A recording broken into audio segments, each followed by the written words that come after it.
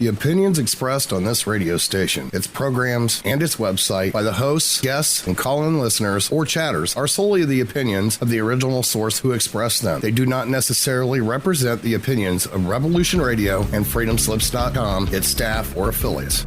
You're listening to Revolution Radio, FreedomSlips.com, 100% listener-supported radio, and now we return you to your host.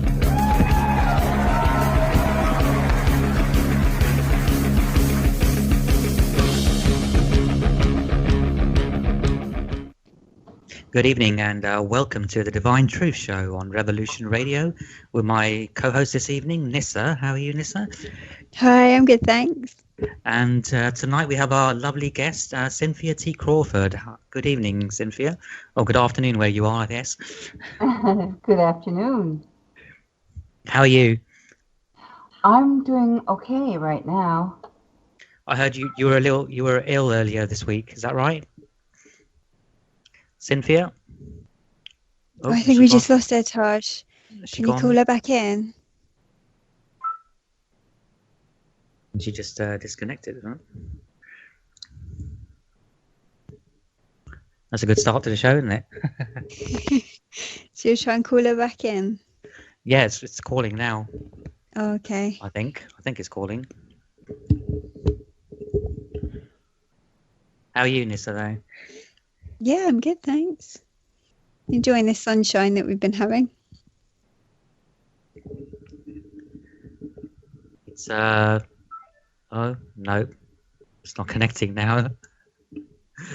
Oh dear, it's going to be one of those evenings, isn't it? Oh no, she's calling me, but I can't add her. Can't add her when she's calling me. Oh no. Can you message her just to say that? Oh, here she is. Hi, Cynthia. Are you okay? Are you back, Cynthia? Yeah, my computer just started acting kind of wacky.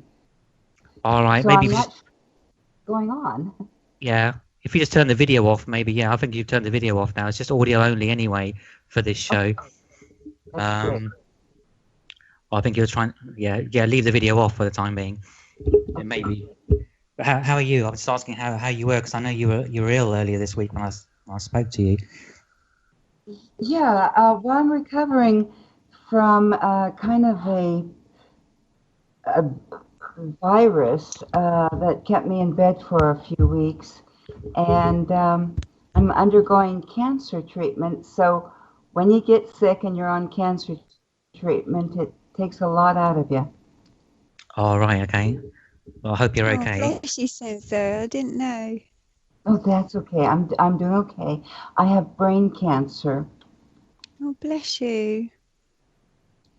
Yeah, well, I'm doing pretty good, though. I went in last July for emergency surgery, and my life changed ever since then.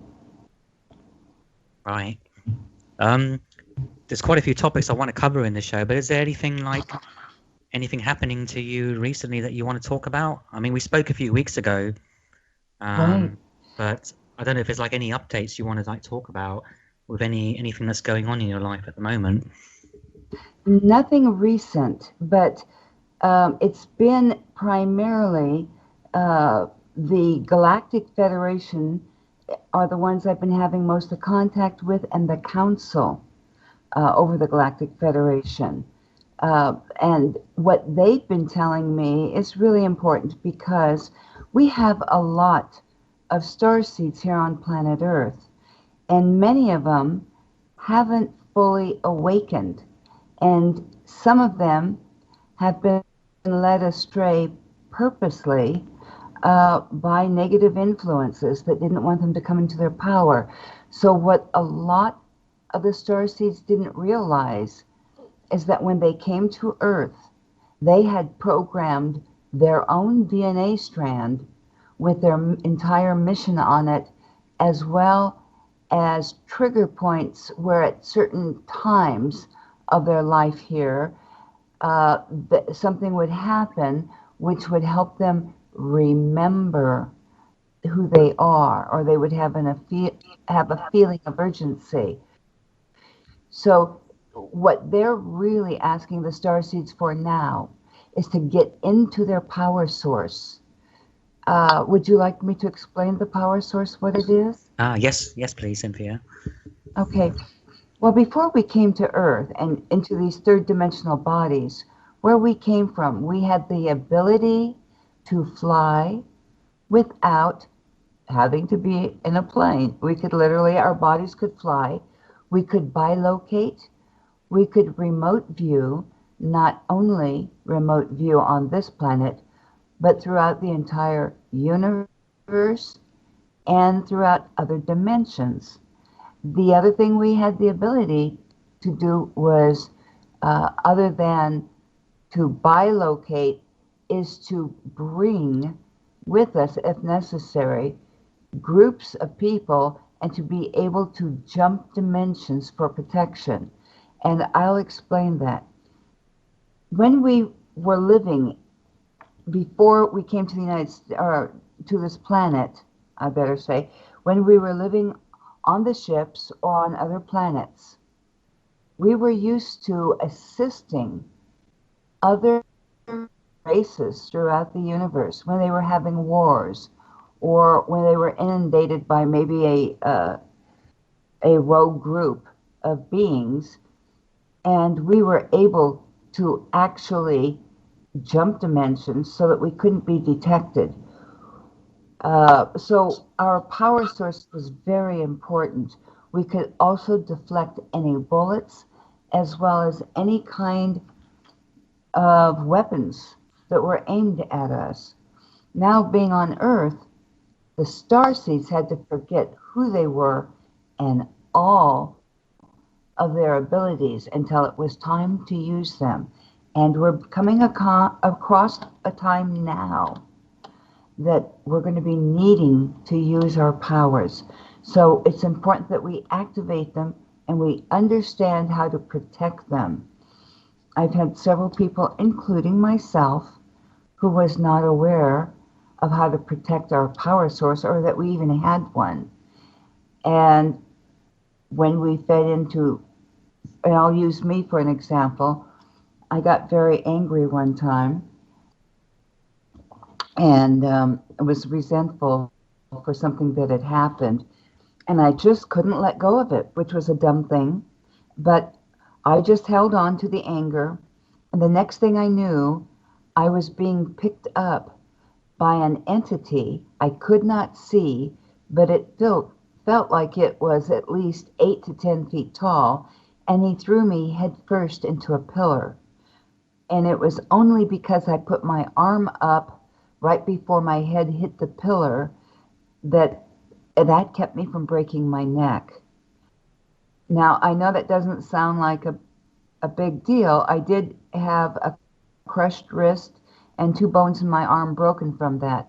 But what was interesting, it was a great lesson learned. So I'm trying to educate the starseeds in how to protect themselves and not have a leak in the power source. You see, our power source goes all the way around our body just like an aura, but it's outside the aura and it appears white.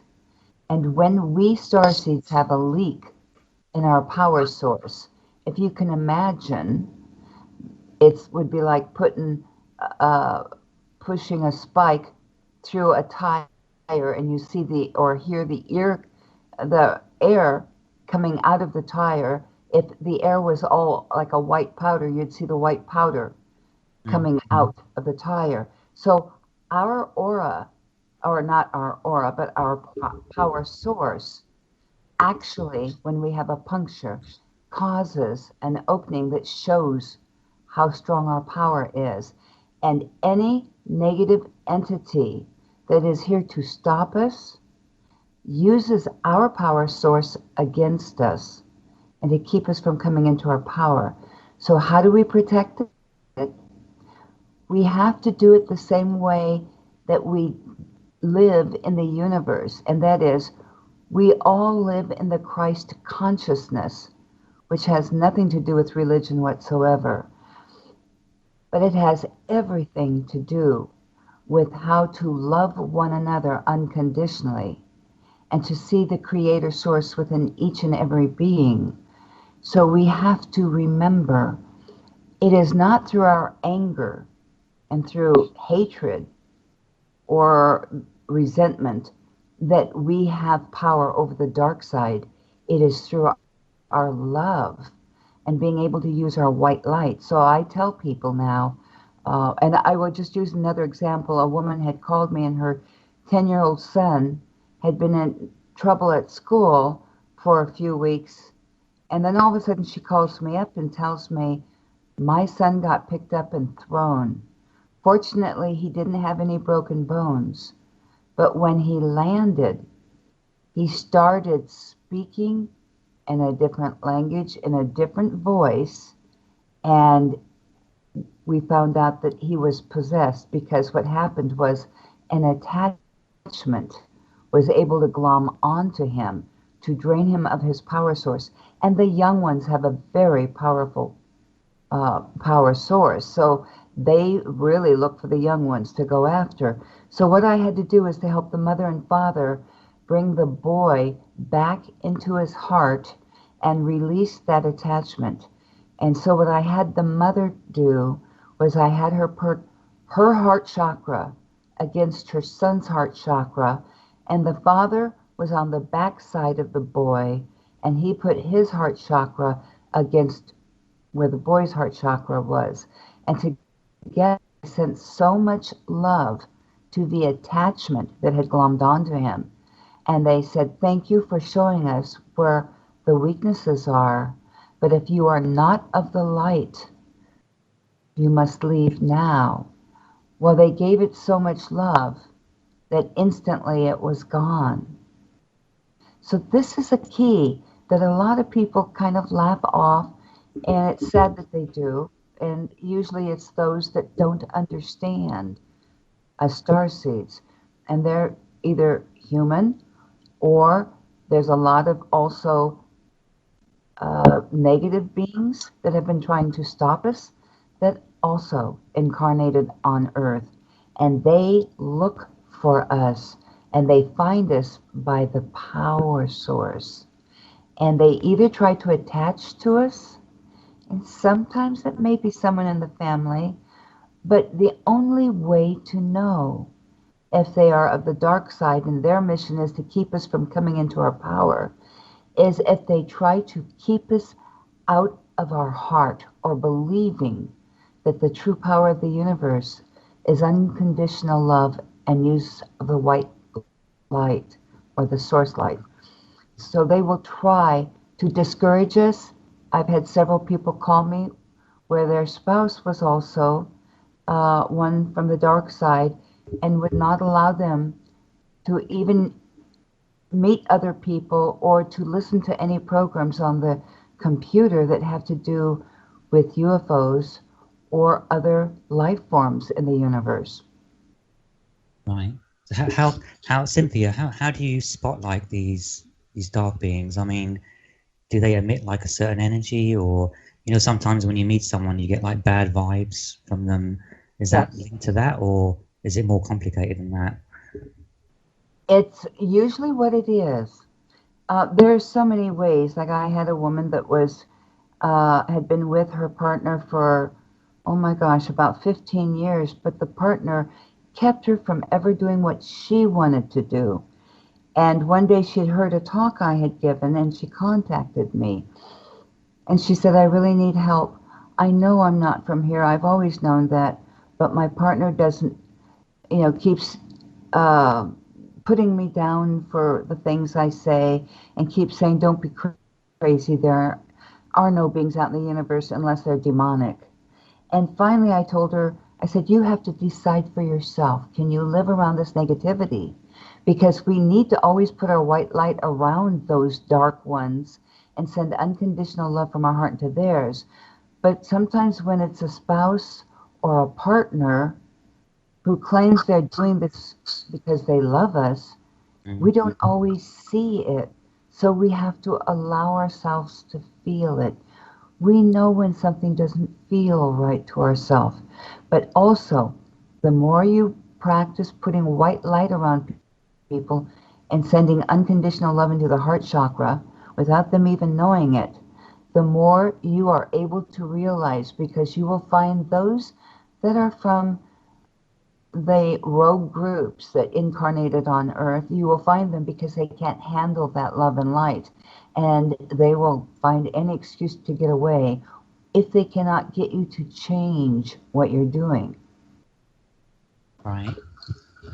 So is there basically like there's some kind of war going on between the light and the dark here on Earth? Is playing out here on Earth? Well, yes, and it's going on all over the universe. So many of us starseeds, and you'll know who you are when you hear this. You'll wake up in the morning and you swear you haven't slept all night because your bodies ache. Many of us are working more than one mission. Sometimes we actually go out back to our ships and go out and fight a lot of the rogue groups coming in. The only reason I can say this is a few years back, I had an experience where I was talking to a woman on the phone who didn't know at the time she was with the Galactic Federation, nor did I know that. And all of a sudden, a voice cuts in on the conversation telepathically and starts telling me that the Earth is surrounded by several ships that are of a rogue group that are trying to take out humanity so they could have the planet. And that the Galactic Federation had them in checkmate at the time.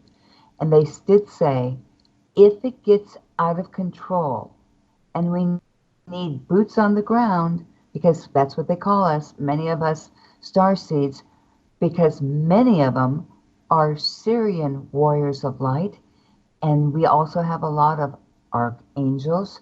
They're all warriors, but they're light warriors. And they're the ones that came here to protect humanity. So we've got probably a few 100,000, if not 1 million, of the Syrian warriors of light that are on this planet and are prepared to start working with the Galactic Federation any moment that they are told. So what I've been asked to do is help the people activate their power source so that when they're needed to come to work and to use their skills and their abilities they brought in with them, that they can do so automatically. And again, being able to activate the power source has a lot to do with using our love and light. The other thing is that I've been asked, and I was asked many years ago, to make sculptures that would allow the star people to be on Earth in third dimensional bodies. So what I do is I make the sculptures that are considered third dimensional.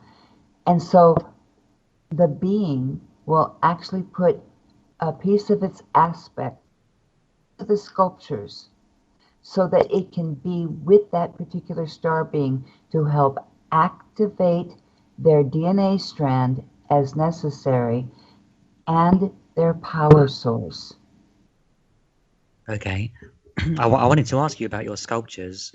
Like if someone came to you and said, I wanted a sculpture, and could you tell like what star family they're from? And then do you create that sculpture specifically for that person, or do you just create sculptures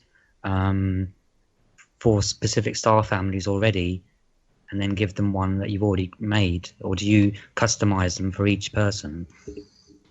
I usually customize them, and the reason I do that, and I'll have them started, but I don't have them finished, so that I can sculpt in their features and do whatever is necessary to create the appearance they want. But what I normally do is as I've gotten to know the Syrian warriors of light, the Arcturians, the Andromedans, as well as many other different races like the tall white Zetas and the mantis beings, and there's other races. One is called the lion people. And this just happened recently, a few months ago, whereas Sekhmet came in and told me I needed to make her in a small standing sculpture so that people could have them and take them with them easily. But I also was told at the same time I could no longer put just one crystal into the third eye. I had to put a crystal in the center of their head, a crystal in their heart chakra, and then another crystal that goes in their third eye. And then those that stand up, I put them on white marble. And the reason for the white marble is when we go to the etheric realm, and I'm sure you've experienced this before, where you have been on a platform with white pillars that are white marble pillars, and then the platform is white marble. There is a certain power. And when you combine all this with the sculpture, it's made them so strong that I have to warn people not to be afraid if they begin going through a portal or start going on to a ship, or suddenly they find themselves on a ship before the council. And it's because they don't have time to waste. So they've wanted them to be the most powerful they can be. And again, their purpose is to protect their star seed that's on this earth, as well as to make sure that the DNA strand is activated in a timely manner.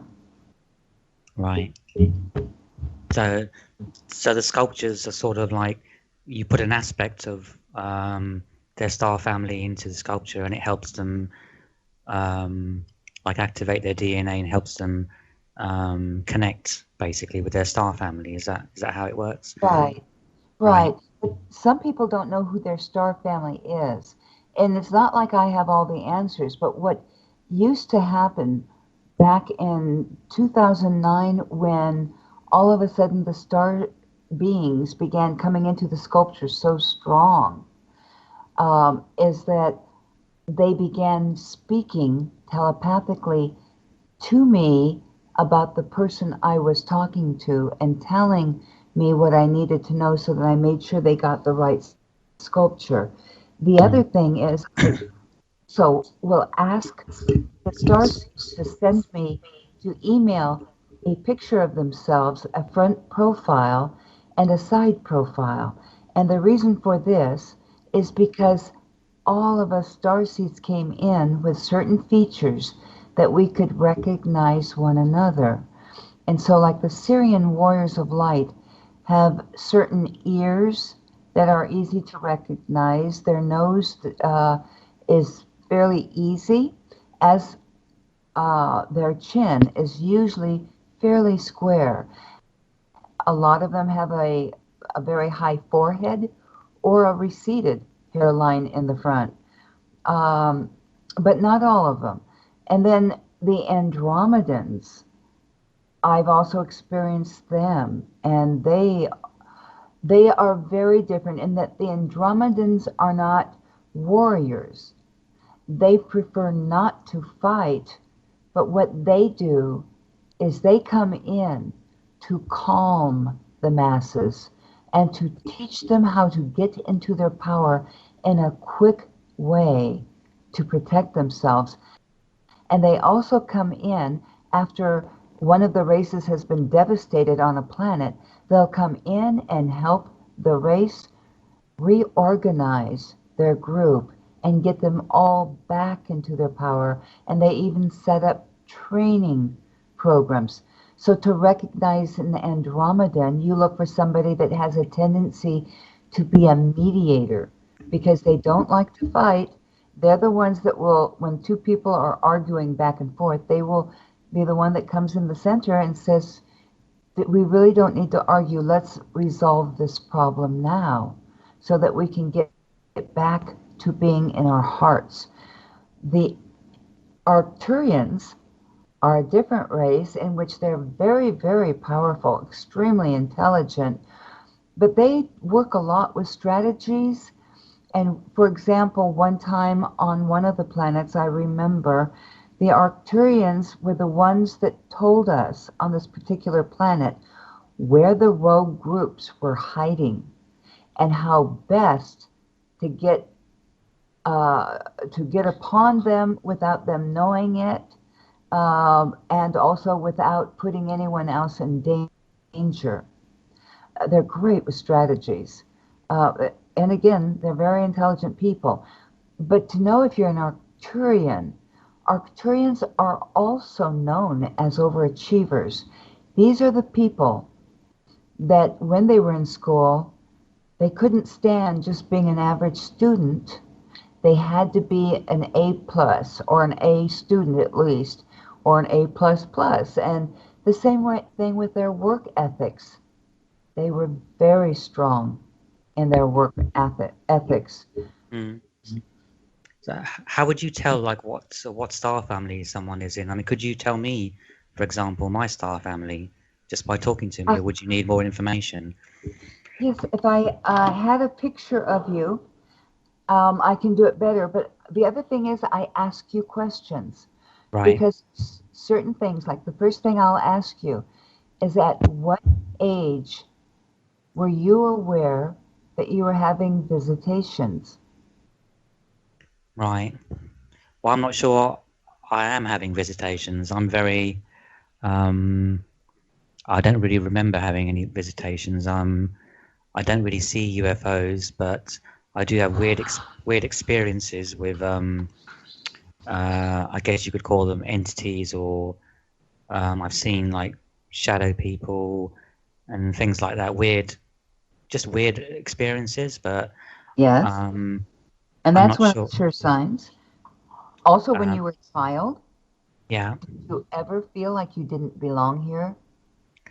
I did, yeah. I mean, I felt very, I can say is disconnected, I guess. Yes. But I also, when I was very, very young, I died.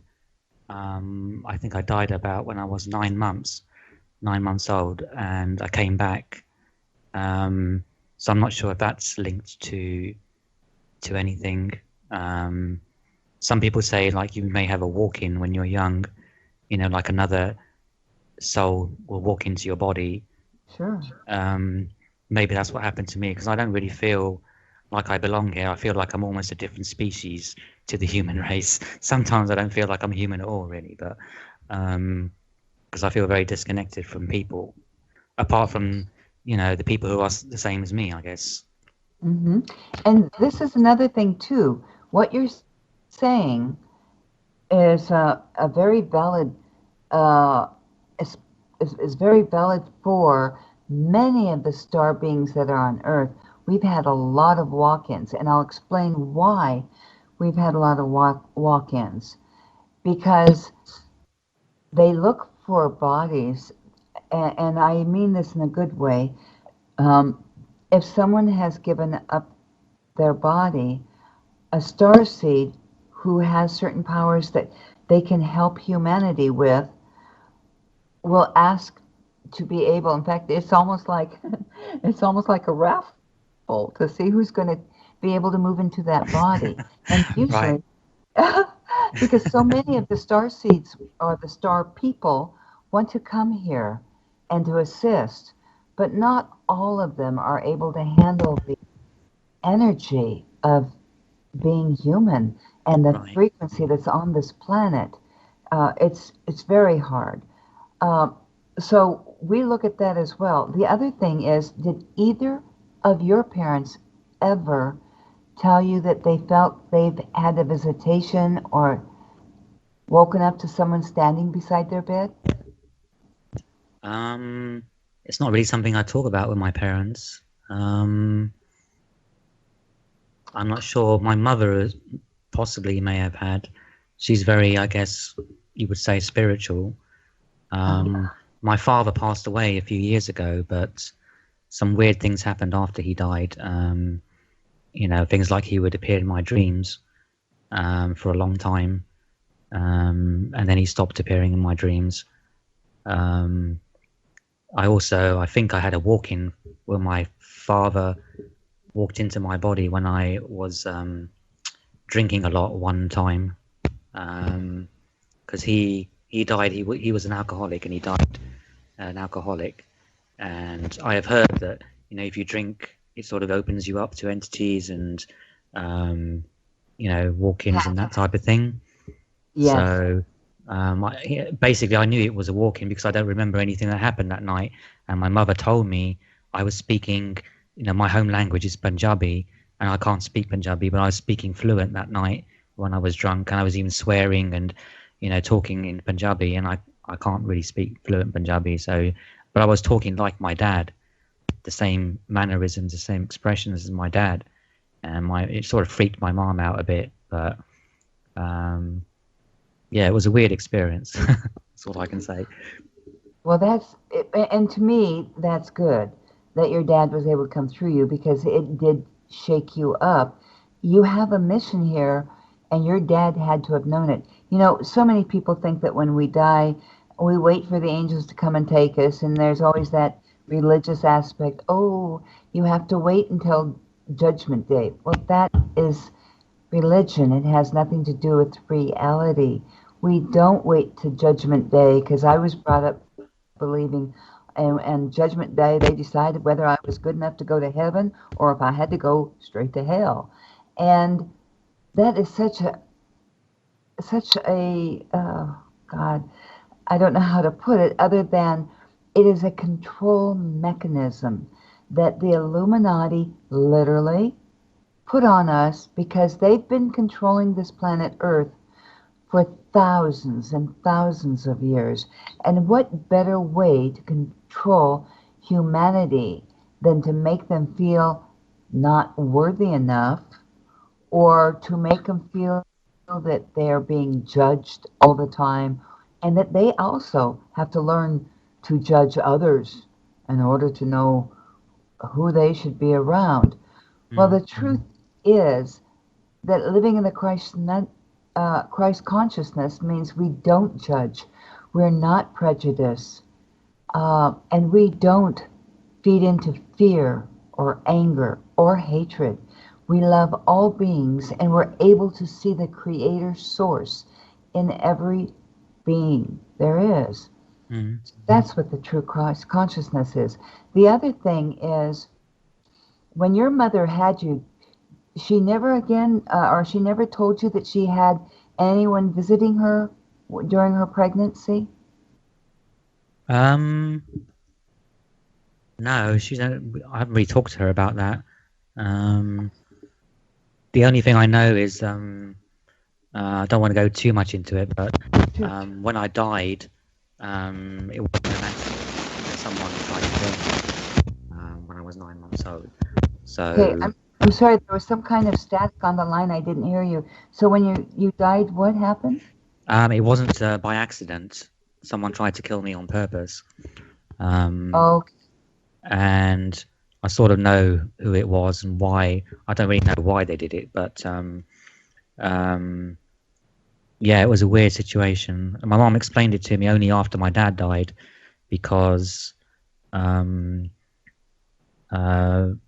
basically a friend of mine who's a psychic told me a few things about my dad, because when I was doing a Skype session with her, she saw my dad standing behind me, and she told he spoke through her and told her a few things. And then I went to my mother and asked her, these are things I wouldn't know, like things that happened when I was very, very young. And Mum confirmed all of those things did happen, as my friend told me, as my psychic friend had told me. It happened all exactly as she described it. But again, that's another, in this sort of area, I've got a lot of friends who are psychics and healers. And again, I have some weird experiences, but it's always my dad. After he died, he sort of like every now and again pops up somehow, either through a psychic or through a walk-in or in my dreams, or and I'm not too sure what he's trying to tell me or say to me. But again, it's all part of the experience, I guess. Okay. Well, this is important for you to know then, because that someone tried to kill you at the age of 9 months old, they had to have known that you were a special star seed. You must have, as a baby and as a toddler, you must have displayed some abilities that most toddlers don't, for them to know how powerful you are. And that's another thing too, is the thing that's happening to a lot of the young star seeds, like even the children today, those that are, and we have to always remember that not all reptilians are bad. Only a small percentage of them are bad. There are some fabulous reptilians out there. And when you've traveled the universe, you know which ones are good. And the same thing with the draconians. But they even came in with certain features or abilities that they could recognize one another.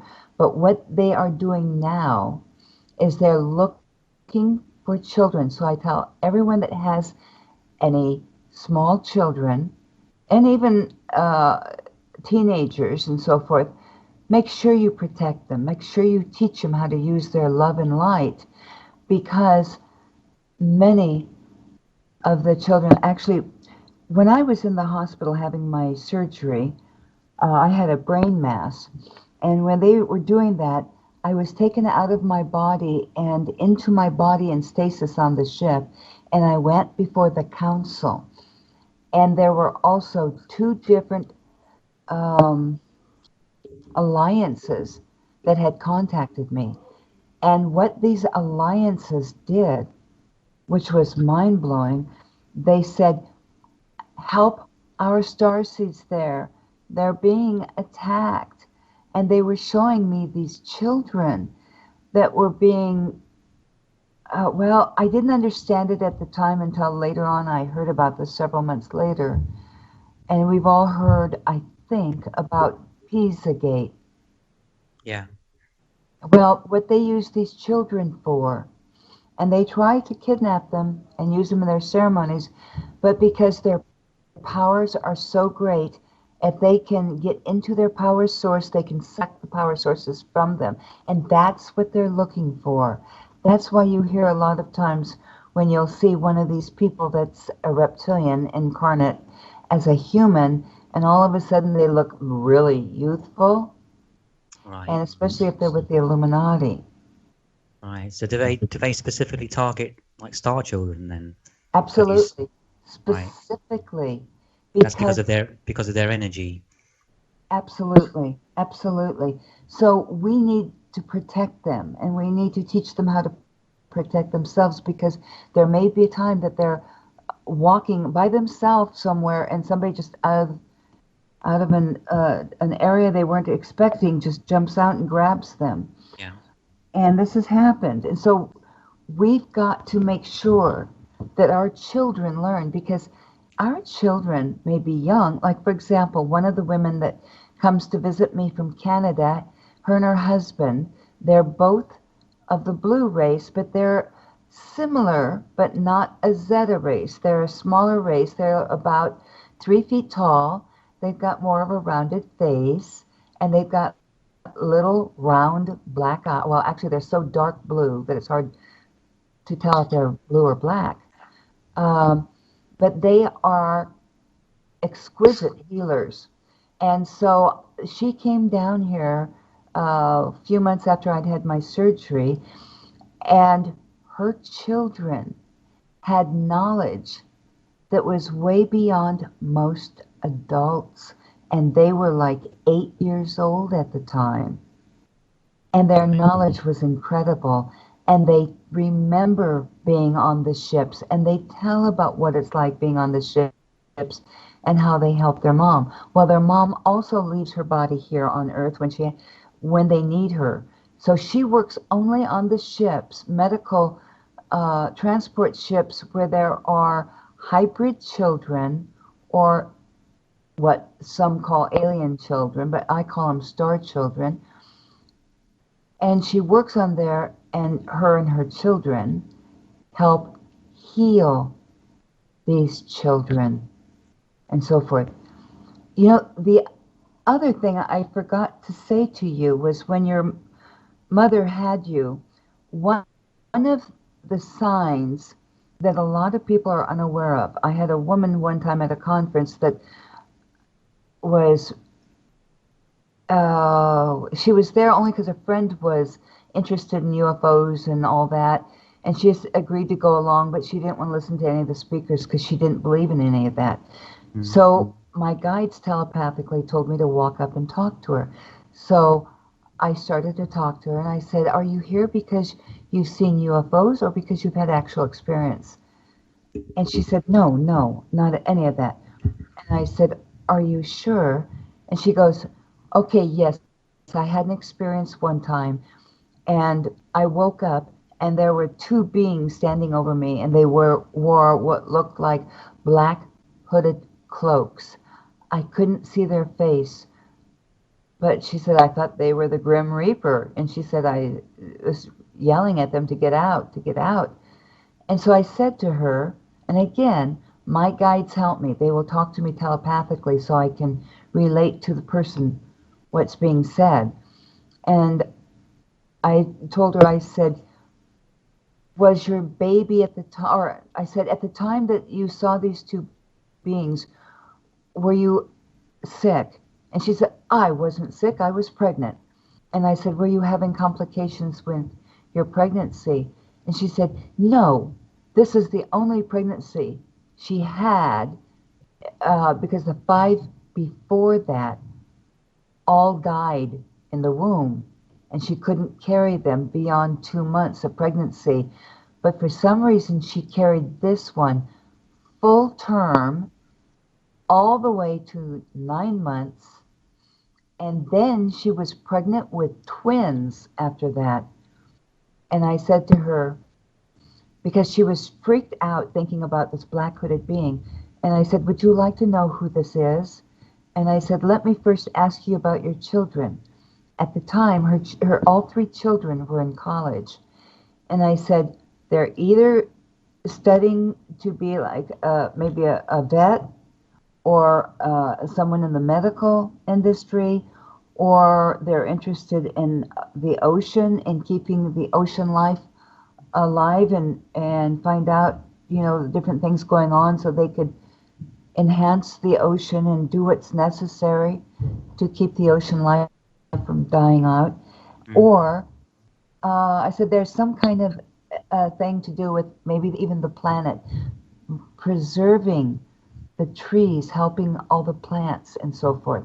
Well, interestingly enough, one child was studying to be a veterinarian, and 2 other children, one was, and I can't think of what it's called, but working on the ocean life, preserving ocean life, and the other one was working around the world and was being taught how to recognize different diseases in plants and what causes them, and how to preserve our plant life. And she said to me, "How in the world did you know that they were in that?" And I said, "Well, that's why I want to tell you who that being was. The reason you carried that child full term was the being that visited you, the 2 beings that were in the black hooded cloaks, were called Nebulan healers. And that's the only reason they're here, is to make sure that the star seeds, especially the hybrids, are brought onto the planet and are kept protected and healed so that they live, and they can complete their mission without problems." Okay, this is something I wanted to ask you. What is their mission?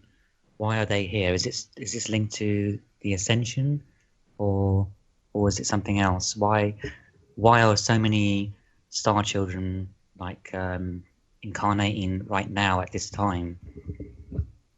Well, a lot of it has to do with, and you've probably heard this before, there have been 7 attempts at the ascension, in which, as you know, the cabal, the Illuminati, Yeah. controls the matrix. Mm. So as soon as one person leaves, their soul is trapped onto this planet. So they have to reincarnate back, so that they're always like the slave race for the Yeah. Illuminati. That's all they call them, is their slave race. So it is because of the Nebulan healers that we've had many that should have died. Like, for example, I was much like you in some ways, but I couldn't, I had problems with my lungs ever since I was born. And I would go into comas and get pneumonia. And, well, I'd first get pneumonia and then go into comas. Mm. Anyway, and my mom never knew if I was going to die. And I had numerous times I should have died that I lived. So we need to understand. I know there are people out there that want to put the fear in you of what the star people out in the universe are really like. And they want to do that because they fear our power. But don't let that happen. You know, there's so many star races that are here assisting. In fact, a lot of times, the people that get the sculptures will call me up, and I've had some people that have immediately gone through a portal when they got their sculpture. And I have to tell them about this, and I have to tell them how to ground themselves as Yeah. well. And I also have to tell them how to be prepared and to protect themselves so that they are not being pulled up into a ship that is maybe a rogue group. But regardless, once the starseeds remember how to be in their power over all the rogue groups, it doesn't matter how dark these beings are, our power is greater. They cannot hurt us. And I can only say I was tested several times because they said you had to be tested to see what you remembered and to see how you could work with these dark races, these negative races, because how can you teach the others how to come into their power and protect themselves if you don't even know how to do it yourself? So one of my experiences was where I was taken up on a draconian ship, and I literally was chained to a chair, and I was being interrogated by the captain. And what he wanted me to do was to give up being a light worker and come to work for them, and he would give me my own army. In fact, I found out who their army is on Earth, and that is ISIS. Those are draconians. Right. It's Right. interesting. So anyway, yeah. So we're always being tested, but the reason we're really here is we have to get the ascension to actually come off this time, where people are able to ascend beyond the third dimension so that they can go to their star families and work and learn what it is to live in the universe and to live in the power of light and love. Mm. So the dark side, remember, when it comes time, they're there trying to pull those humans back to keep them from ascending. We're here to make sure they get through, and this time that they actually ascend. They also have incredible selections once they ascend. In fact, when I was being shown our mission before we came to Earth, and they were showing me what would happen Mm. as these beings ascend. They said, you know, like on Earth, when they have these job fairs, or you have all these different companies interviewing people and telling them what's so good about their company and what they can do and how they can achieve more by working for their company. It's the same thing that once we've crossed over, we're greeted and we're helped by the masters and the guides. And then we're being shown what it is.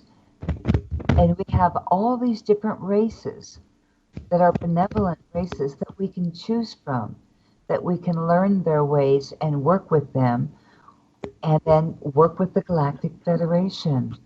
It's really awesome. And what's interesting is once you go back in time to recall the moment that you agreed to work this mission and the moment that you designed your own DNA strand with your mission on it, you'll also remember that there are certain people that we are meant to meet in this lifetime that are team members, like teammates, or Is this like your soul family? Because like when you meet people, you feel a connection with them immediately, even though you've never met them before. You feel like you know them already. Yes, and as long as you feel their heart, you know how good they are in their heart. You have to be very careful that they're not pretending, so that they give you false information. Right.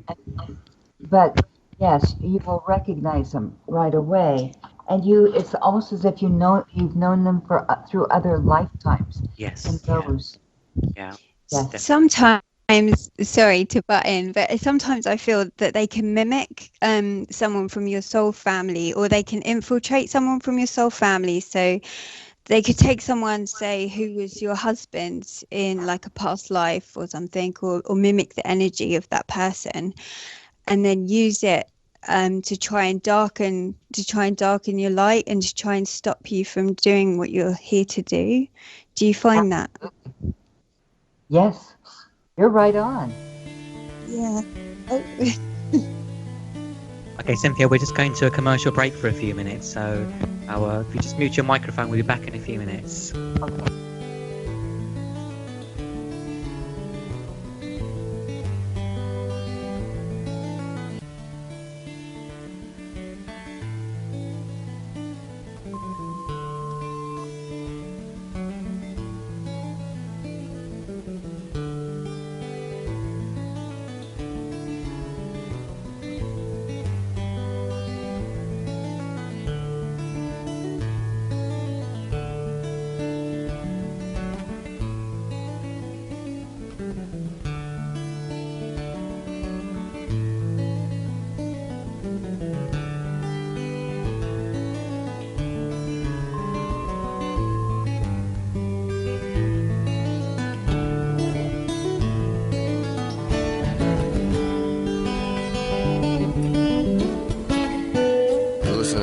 Radio at freedomslips.com, and we'll be right back after this message.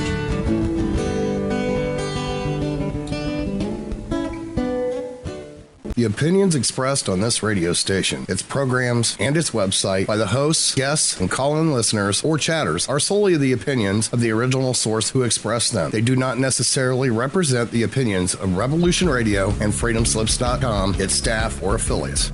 You're listening to Revolution Radio, freedomslips.com, 100% listener-supported radio, and now we return you to your host.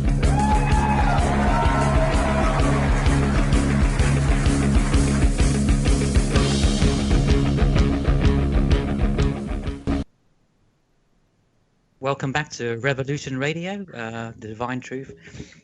We seem to have lost Cynthia during the break. No. But I'm just going to try and get her back. Okay. I think she's trying to call me, but I can't answer it while we're live on air. So I've got to wait for her to stop calling, and then I can add her. Just a minute. Oh, bless her. Bear with me a minute. Oh, just a minute. Okay. She should be coming back on in a minute. Okay. Oh, here we go. Hi, Cynthia. Hi. I guess Skype just decided to crash on me. All right. Okay. We're just getting too much good information out there. That's what it is. That's true. That's true. Before we can, Oh, sorry, Taj. I'll let you do your yeah, thing. I was going to before we continue with the show, I'd just like to remind you that Revolution Radio is a listener-supported station. We do rely on your donations to keep us on air, so please do go to freedomslips.com and go to the support us section where you can make a one-up donation or you can buy one of our seed packs. All of our seed packs are non-GMO, non-hybrid heirloom seeds and start at only $60.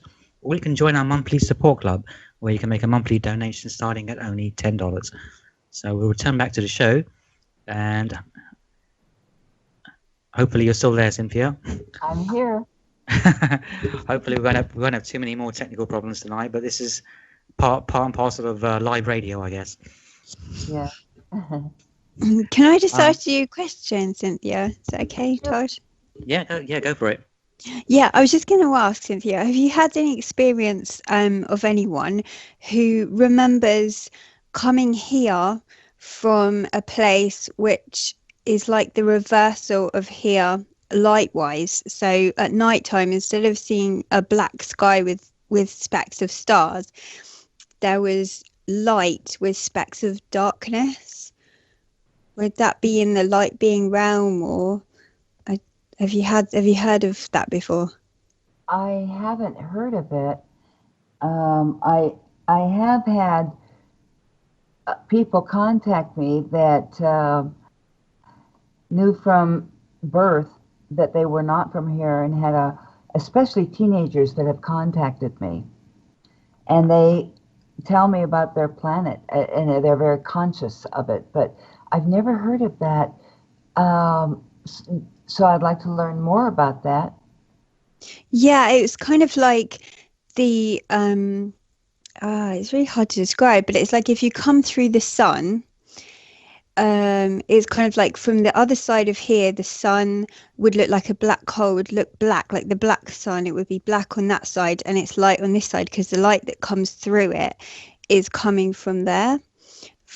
And it's that there it's always light. And I've had a lot of children at the moment talking about dayland. They keep using the phrase dayland, and that is the most perfect description that I can think of. But it's the young children that are coming in talking about this dayland, and it really is. It's like here, you have the contrast. You have a lot of darkness, literally, but there it just doesn't exist. It's like everything has light and frequency and is alive and sings basically. But then here it's kind of like the opposite. And when you come in here, it's like you go through a black hole basically. And as a child, I always deeply believed that we're in a black hole, and we can't get out because it's in a black hole.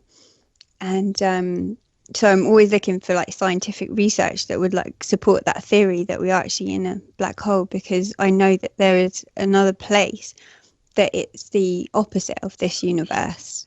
Oh, where it's light. It is all because light is information. Yeah, yes, absolutely. Now that I've heard of, and I have to tell you that what's interesting is as the star seeds are coming into their power, they're even noticing more. They can go into other dimensions, because we have many dimensions coexisting on this planet Earth. But not only that, we have a parallel universe. In fact, in a parallel universe, you might look completely different, because in the parallel universe, I'm a blue Arcturian, and I didn't know that until they told me. Yeah, it's amazing. I was speaking to someone the other day, and we were saying that sometimes you don't feel like this is your core reality. Sometimes you can feel like you're not really here because your consciousness is being used, because we're kind of like all like fractals, like the universe just like shattered itself into it's like right at the beginning it was consciousness and it had nothing to talk to. It was just itself, so it got lonely and it smashed itself like glass into loads and loads of fragments, but each tiny fragment has a copy of the whole in it. So whichever part you're in, you still have all the information of everything, because it loved itself so much that it had to smash itself into a billion pieces so that it could converse with itself in negative and positive ways. And sometimes the negative is like tough love. It's kind of like, if you're not going to find your power, I'm going to make you find your power to defend yourself and to grow. And that's kind of the way I see it. And when people say holographic universe, it's not that it's fake. It's not fake. It is a hologram. Is each part is contains all the information of the whole, and then that leads you onto the whole thing of light, because light is information. You have your fiber optic cables sending information. So that we're able to have this conversation now, which is pure light, but it's light translated into information and the sound of my voice.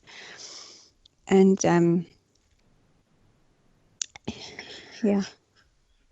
yeah, the holographic universe. Well, it's sort of like holograms are light, aren't they? So it's just another perspective, I guess, of looking at the universe as a hologram.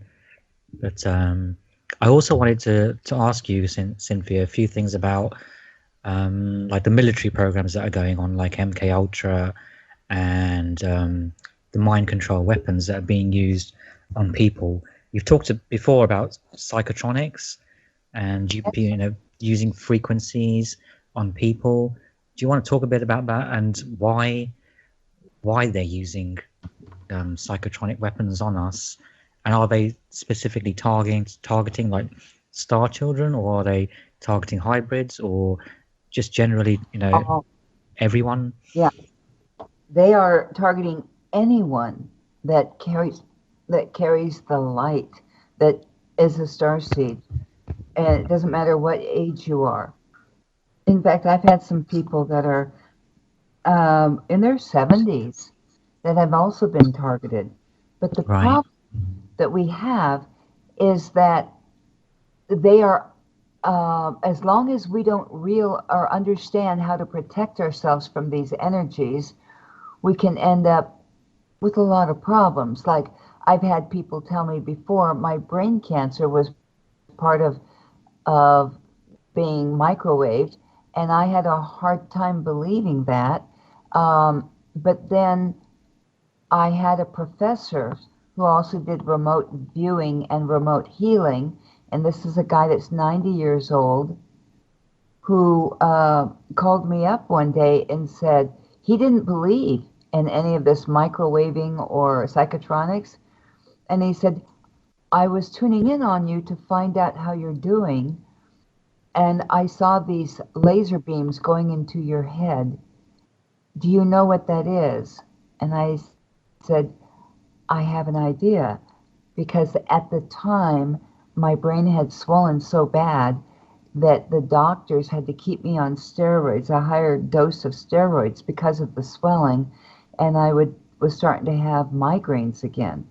So they can do all kinds of things with their weapons, but one of the things they can also do is to get into our heads and tell us that we're imagining things, or give us information where we would normally hear our guides, but this is negative information.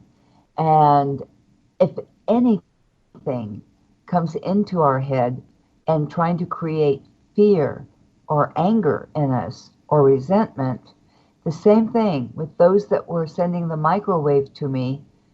The one thing we have to do is return their work by surrounding, and I do this, I was taught this by the masters, that I just send the white light to that who is targeting me and unconditional love into their heart, and then it stops. But it's so hard when a person's going through that has been so used to being a victim that they won't listen to you when you tell them the best way to get into their power. They just want to use every excuse they can why they can't. But yet, at the same time, I was talking to this one woman on the phone, and she was raging. She was so angry. All of a sudden, they started targeting her even heavier. And then she started screaming in horrific pain. So we have to understand that they're going to use everything they can on us. We have to believe in ourselves, never doubt ourselves. So many people, even many of the starseeds have said, I thought I was a starseed. I had this or that happened to me. But then my guides have told me, no, you're not a starseed. You're not important enough, or you're not good enough to be one. And I said, why would you let somebody tell you that? And I said, so when it comes into your mind, what you do is say, thank you so much for showing me my weaknesses. Now I can return it with love and light. And then they'll stop doing that. I had one guy who happened to be he worked for a prison. He was one of the guards at a prison. And one night after he had checked all the cells and was sitting in his office, all of a sudden he saw this man coming through, and he was in a plaid shirt and he looked very human-like, and he felt himself targeted because he was getting all kinds of negative information coming through his head, and he was beginning to feel really resentful. So he called me up and he said, I didn't know what that was, but he said, I figured that I better do what you told me, and I sent the light and love back to the person that was doing this. And I said, did it stop? And he goes, yes, I stopped sending the light and love. And I said, but did it stop for you? And he goes, well, no. And I said, it still happens occasionally at night. And I said, good. As soon as it happens, this is why they're targeting you, is because this guy happens to be one of our most important warriors, light warriors. And so I said, whenever you feel that again, immediately, don't wait, just immediately send them love and light. And then it stopped completely. But they use every means they can to try and get to us.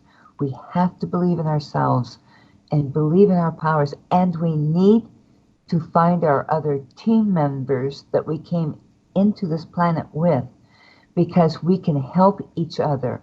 Like if somebody calls me and they're having an attack, I can help them immediately what to do. And I can ask the right questions so that I know what's really happening to them. And this is why we need our team members now. They're like our support groups. Yeah, I definitely agree with that. I have a lot of friends who are, I guess you would call them targeted individuals. And some, they're all different levels of targeting. Some of them, they can't even get out of bed in the morning because they're so heavily microwaved. Their body, their skin feels like it's burning, and they have continuous migraines, and they're almost for years and years they're under severe heavy attack. Yes. And they don't know why. They don't understand why they're being targeted. Is this the military who are doing this, or is it a combination of the military working with aliens? Why would they do this to people? Okay, well, first of all, it's the secret government, which are the cabal. And the reason I know this is because I had a friend that just moved from Washington, D.C., and her husband left there because she was shocked, as her husband had been a pilot for many of the government people. They were asked to join their club, their secret society club. Mm-hmm. And when they heard about the things that they were doing in these clubs, they left. They couldn't get out of there fast enough. So yeah, it's first is the Illuminati, but remember, the Illuminati also has people in the military. We also, or at least I have found this to happen, 2 of the women I knew that were starseeds, both of them were archangels, and both of them had been married to a man that was one of the authorities in the Illuminati. One was in Germany And it took her 2 years of running for her life before she got away from him safely.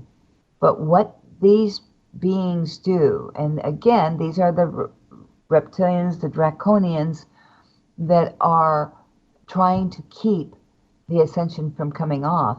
So what they do is they get these women to fall in love with them, and the first thing they want them to do is start having babies.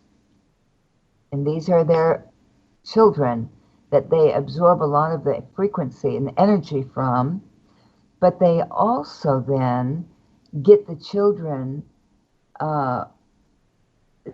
so into believing that they're doing a good thing and that daddy is a good person and mommy's the evil one. So the children turn away against the mother even, and that's extremely painful. So all we can say is every single one of you starseeds out there that's listening to this, find your teammates that you came to this earth on, and you will feel your connection in your heart the same way you guys have felt it. And the other thing is that we need to immediately start connecting with one another in a different way. So I have a few people over here that are looking for Syrian warriors of light, so that and he's looking for them from all over the world. And he's going to start a program just for the Syrian warriors of light, and some of it will be training and so forth. And then there are some that are looking only for the Andromedans, so they can be support systems. So I would really appreciate if anyone knows if they're a Syrian warrior of light and would like to work with other Syrian warriors of light or Andromedans, or if you're Arcturian. I would love to hear from you. And I would love your email so that we can get you hooked up with the right people, so that you'll find people in your own area that you can work with. Okay, I'll give out your information at the end of the show, and I'll post it in the YouTube video, which will come up in a couple of days, and so people can contact you through your website and through your email. I also wanted to ask you: do you think that the military are like experimenting to duplicate certain abilities? So they want to take like a human being, give them psychic abilities, give them super strength, give them, the abilities that a lot of these star children have, and try to replicate that in these military programs, and obviously use them for, well, basically to weaponize these abilities, to use them against, against the star children, against humanity itself. Right. And yes, we do have a lot of that's happening. But the one thing we have to do is we cannot feed into fear, because the first thing they're going to do is they're going to make you think you will have absolutely no power over these super soldiers, that they can do it all and they can take you out and so forth. And I've been to some of the conferences where these guys talk about, oh, well, in the future, we're going to be the victims. All I can say is go hide. And that's what they tell these people, go hide. And instead, what's interesting was at one of the conferences in 2009, a Syrian warrior of light entered my body and marched me up to this microphone at Project Camelot and had me respond to it, because the audience was in fear and they were traumatized by the thought that the world is not what they thought it truly was, and now they're going to be victims after all these years of working so hard and trying to create a normal living and to have everything that we should have and so forth. But the Syrian warriors of light have the power. They will come here, and I've had people that have called me and told me, I am a Syrian warrior of light, and they showed me what we're going to be doing soon. And they showed him pictures of the Syrian warriors of light going shoulder to shoulder down these streets and taking out the super soldiers. So we can't feed into fear, but we have to believe, because if we get to that point where we don't believe, and we don't even believe in our own powers, it's like throwing up your hands. You might as well lay down and die, because that's what it's like. So we've got to believe in ourselves. And that's why we need to form support groups. Hmm. So are like a lot of these super soldiers, are they good super soldiers and bad super soldiers? Just because they've been given these abilities, doesn't it necessarily mean that they're bad? Well, I If you think see. that they have been created to take over and to take charge when they're given the instructions, and to take over, even if it means killing humans. So the thing is, I have never yet heard of a good super soldier. Doesn't mean there aren't any. I haven't heard of it. I do know that, oh boy, I can't remember his name. All I remember is his first name was Michael. Michael Wolf was his name. And he worked for the NSA. And he actually was raising a hybrid that they created in the lab there. And they created him to carry out horrific crimes that they could get by with and not be detected. And one day, this hybrid came to Michael and he says, Michael, I don't understand. Why should I hurt humans? I don't understand. They haven't hurt me. Why am I being told I have to hurt them? Why am I given instructions of very cruel things to do? And because this hybrid could not carry on his orders, the government demanded, NSA demanded of Michael to take the hybrid out to a certain park, and they had a sniper that was going to take this hybrid out. But Michael had raised him since his inception, and it was like a child to Michael. So what Michael did was he actually told the hybrid how to live and not be detected, and gave him enough money to start living on his own and so forth. So that was one of those the NSA created for bad reasons. But Michael, because he had, he had a better knowing of what the good was, he turned, and that government was really upset. They wanted to make sure that any of the hybrids they created would follow orders. I was created by the government, but they gave up on me when I was a baby because I was a big baby. I cried too much. And they needed somebody that would not be emotional, but would take orders and not blink their eye at killing someone. Right. And it wasn't me. So they left me alone. For a while, anyway. So there are like these, I guess you could say, super soldiers, for the lack of another term, who are created in these military labs. Yes.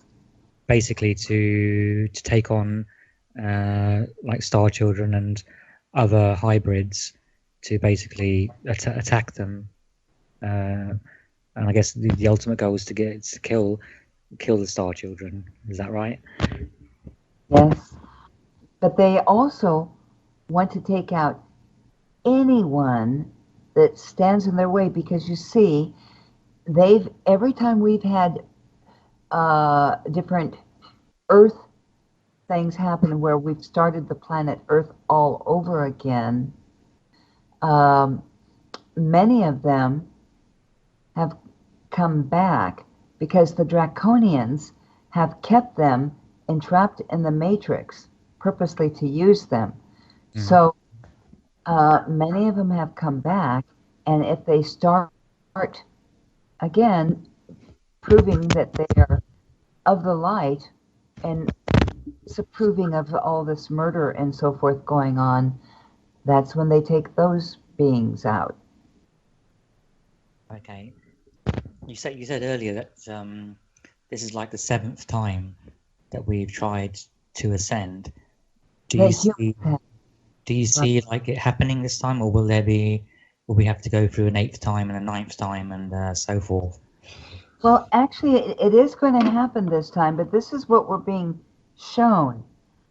Uh, um, there's not going to be as many ascend as what there should have been or what we were expecting, but there's still about maybe 20%. And that was kind of a disappointment for some of the different races. But we've got to help those that are ready and get them out of here, get them out of the matrix. Mm. Is there like, do you know any kind of like time frame when this is going to happen? I mean, will it happen within our lifetimes? Absolutely. In fact, we've got different events that are going to occur. I know that a lot of people have heard about Nibiru, and some people believe in Nibiru and some people don't. But it's been shown that by the scientists that every time this thing has happened where the planet has actually flipped, when the Nibiru has come around, and they've had to start the world all over again. And what they do is they try to keep as many of the light workers on Earth as they can, so that they'll take them even to underground facilities and take care of them. Like, for example, we have the ant people. This is what they're really here to do. And the different ones asked me, well, why do they have antennas like ants? And I said, because this is the way they read our frequency. They don't know us by our looks. They know us by our frequency. Another thing that's been reported recently by a few people is they've noticed they've had white light coming out of their eyes, and they've asked me what's happening.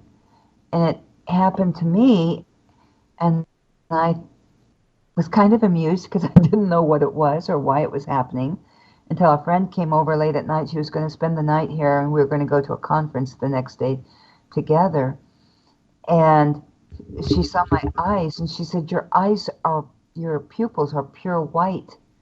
And she says, in the dark, it's almost spooky looking. And I thought, what in the world's happening? So I talked to some of the council members, and they said, as we are coming into our power, the more we activate our power source, and the more that we stay with working with light and love, the more our body becomes crystalline. And that's what's happening. The white pupils is a part of, it's like a positive indication that we're now into our powers, and we really need to protect them. Mm.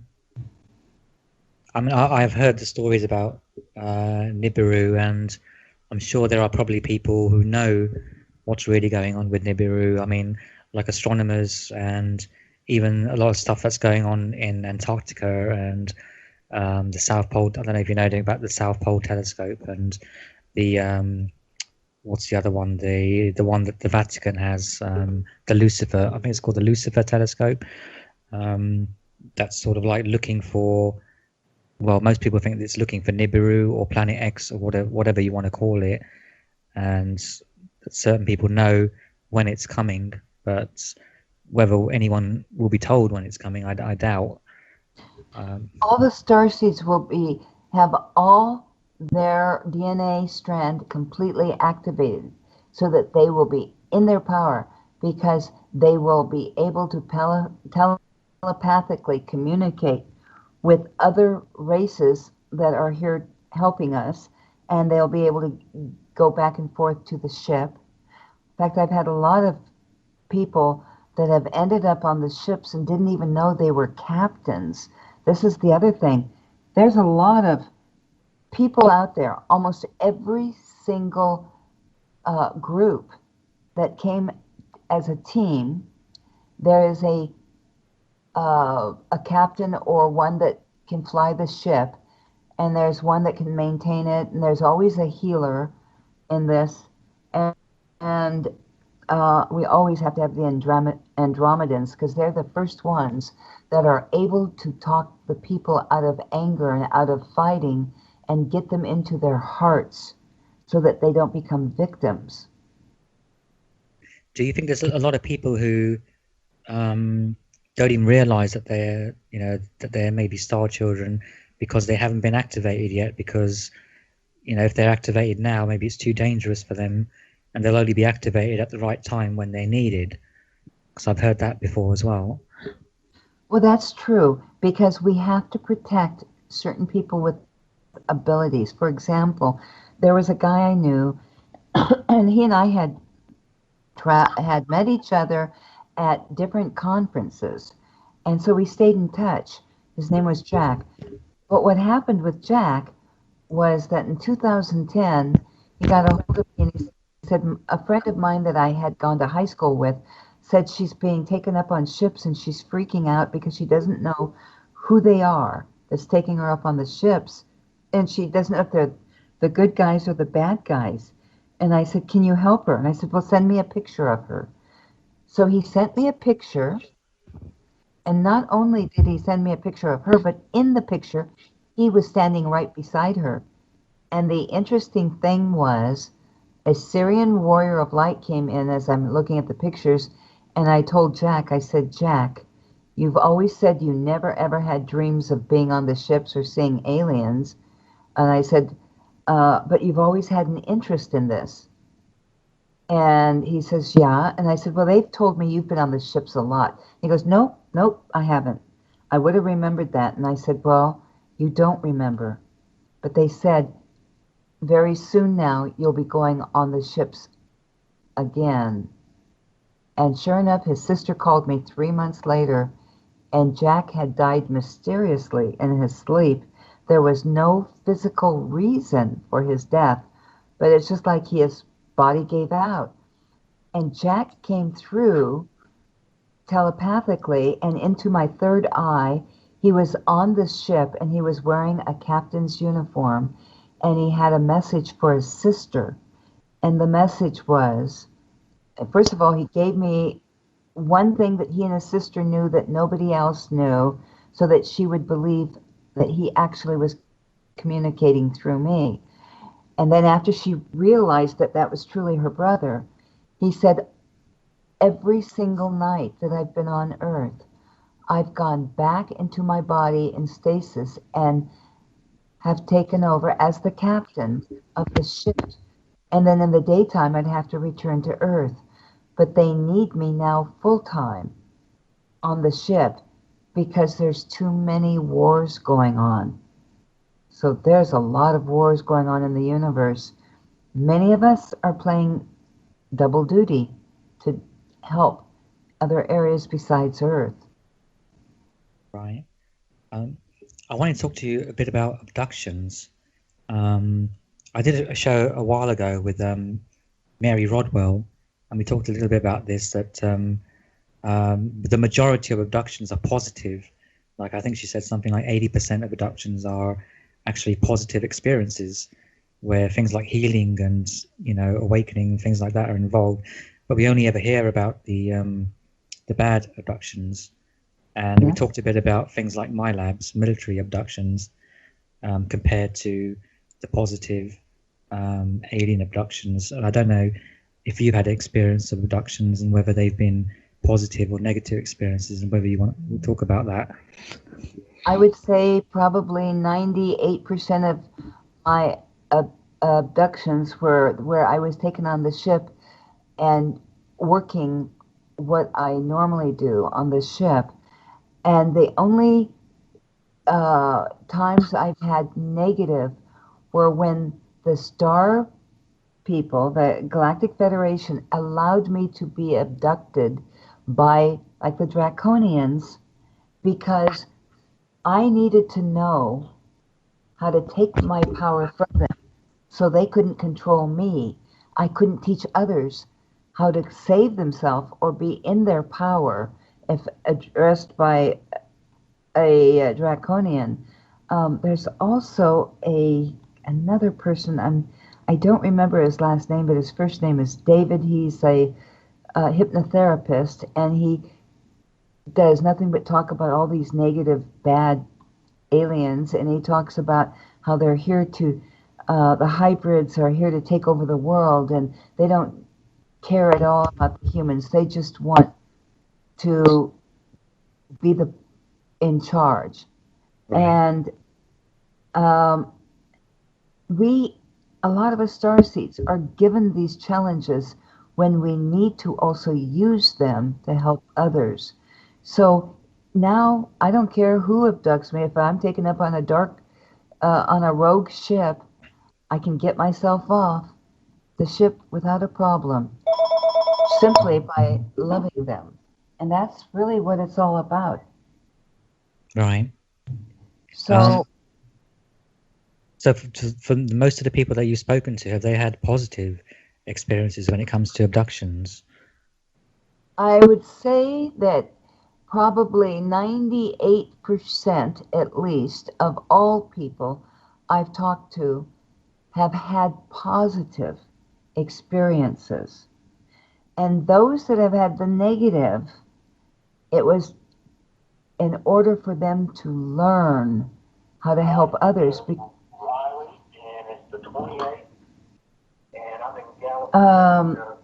Hold on. Okay. Anyway, what they're saying is that they have to get, because I live here in Arizona, but where do the other people live around the world that can help during these times, that can help other starseeds? Mm. So that's what's happening right now, is the starseeds, is that we're trying to get them in their power and trying to make sure. So most of them have been very positive. In fact, it's amazing how many people are hybrids. And one of the reasons they chose to be a hybrid, so that they could shapeshift and show humans, when it comes time, that they're just one of them and there's nothing to fear. Mm. And that they could see that they're not bad beings. So, like most of the abductions, like the positive ones, I mean, are they basically like the person's star family is like taking them aboard a ship to show them and teach them what they need to know for their mission on Earth? Is that how it works? Yes. The other thing is, there's several council members that are here down on Earth. When I was taken out of my body during my brain surgery and put on the ship before the council, I was surprised they were showing me faces of people I knew that were very important with the Galactic Federation that live here. So this is why I say we have to look for our teammates right now. That's extremely important. And we have to get support programs going so that all of the starseeds have some kind of support. If they should have a problem, that someone can jump in and help them resolve the problem or give them the right information of what they need to do. Yeah, I agree. I think with a lot of starseeds, they may be spread like all over the world. They won't all necessarily be in the USA. There'll be, some here, some there. And I think for people to connect, it's probably easier now with the internet, but even so, with the internet, it's still difficult to connect with people because I think, yeah, I think also you'd have to have some kind of safety on there so that it wasn't, because otherwise you're just handing all that information over on a silver platter of where everyone is. And one of the reasons why everyone is so scattered is so that they're not clumped together, so they can't be just picked off, like targeted, like as groups. So you'd have to have it so it was safe as well. Yes. But it's a brilliant idea. It's brilliant. Yeah. And the other thing is, those that hold a very important part of the mission usually are the ones that are attacked the most. In fact, there was a woman on the East Coast that was under a horrible attack with microwave as well, and I wasn't sure I could work with her. And I woke up the next morning and the Arcturian Council said, do not give up on her. She's very important to this mission. You need to help her. So it was one of those things where I befriended her so that she could get an understanding of what's going on with her. And then the other thing I do is I try to find other star seeds in her area that I can connect her with, because it's much easier if you have a friend or you find somebody that lives closer to you to go over and visit, or to get together and talk these things out. Yeah, definitely. Yeah. You talked earlier about you were being brought onto a ship. Is that like is that your star family, or is that part of the secret space program, or is that something else? I mean, have you heard stories about the secret space program? Yes, I have. And I have to tell you, I do believe in it. I wasn't sure how I felt, but my guides have given me thumbs up with some of these people that talk about the secret space program. And when they give me thumbs up, that means that they are telling the truth and we need to pay attention. Right. So I feel sad for some of these starseeds, because you know what it's like, where people will write in and start trying to tear them down and make them look like liars, or they're trying to get attention, or con artists. Well, you know the true con artist, because the true con artist is only interested with self and is more likely to tell you all of the things that how great they are, and instead of helping the star seeds come into their power and teach them how to use their powers, all they do is they talk about how great and how they're the most important thing, or they have their DNA has been taken from them and put in every single human body, and that's not true. So we have to be aware. If it sounds incredible, it probably is. But again, I we have can't heard. be angry with them. We just have to make sure that we keep a white light around them and send them unconditional love so they cannot affect us. Yeah, I have heard stories from people who claim to be in the secret space program that they go off on like 20-year missions, and then their age regressed and come back and put back into their bodies. I don't know if you've heard stories about that, but it does seem almost fantastical, to believe those type of stories.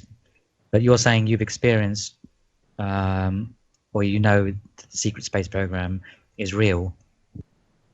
It is real.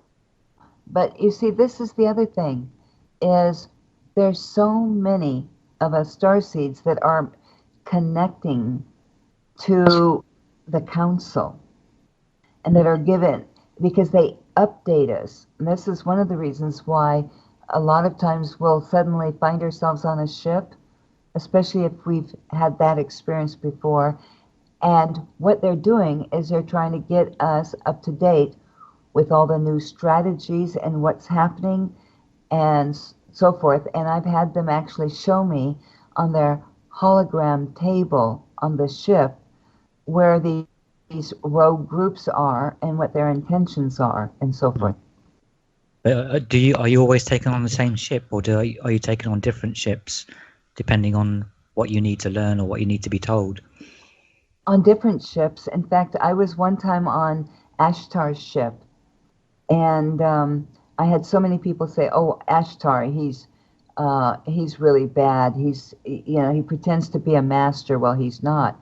Well, that's disinformation also. Yes, there are some people that call themselves Ashtar that are not Ashtar, but you can tell by the way they speak, by the way they act, what's truly in their heart.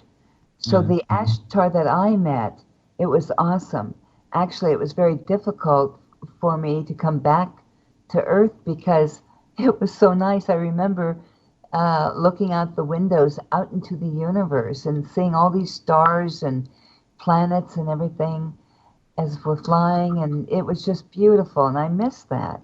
A lot of us miss it, and we can go back to it. We're going to go back to it when the time is right. We're almost done with our missions. Mm.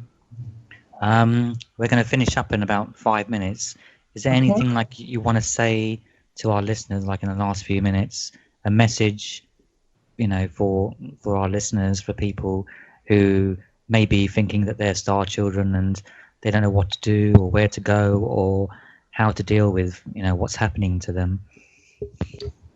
Yes, and I would say the most important thing that the council tells me is that many of those that have had communication and feel like they're a star being, a star seed, have thought because maybe their parents or friends of theirs have told them, no, you're just a human. Why don't you start acting like one, So what I tell them is find your teammates and always believe in yourself, because if we don't believe, it's easier to be deceived.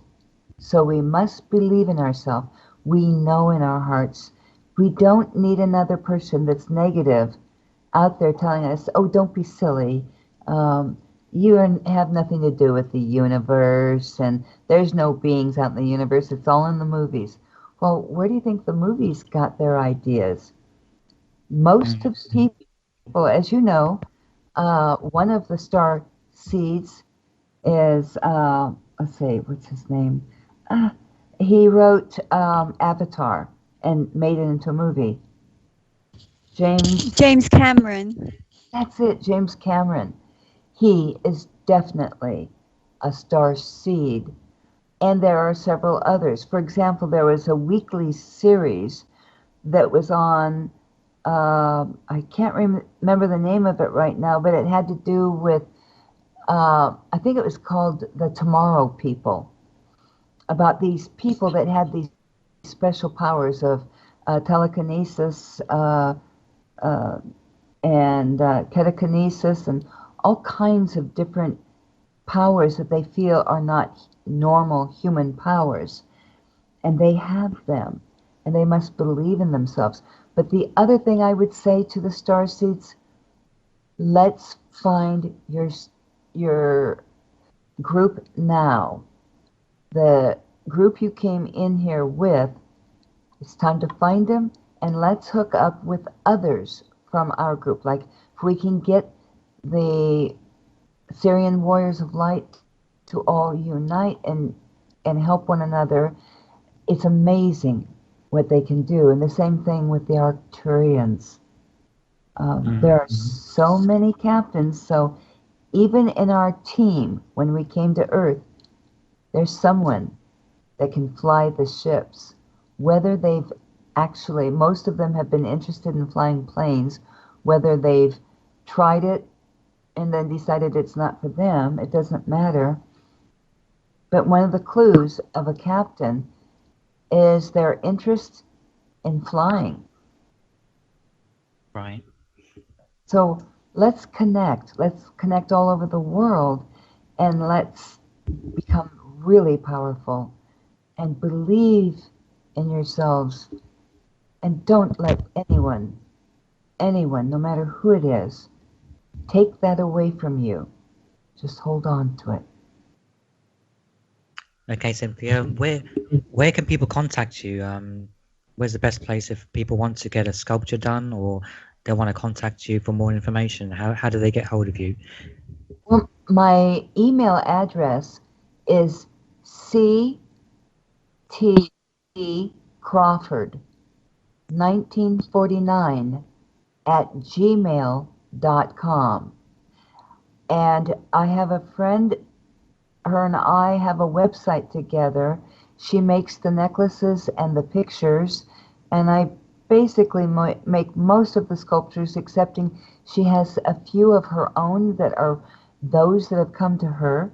And our website is called ET Sculptors, plural, .com. Okay, so they can just go to the website and they can contact you through there if they want to get a sculpture done or find out about their start. about their star family.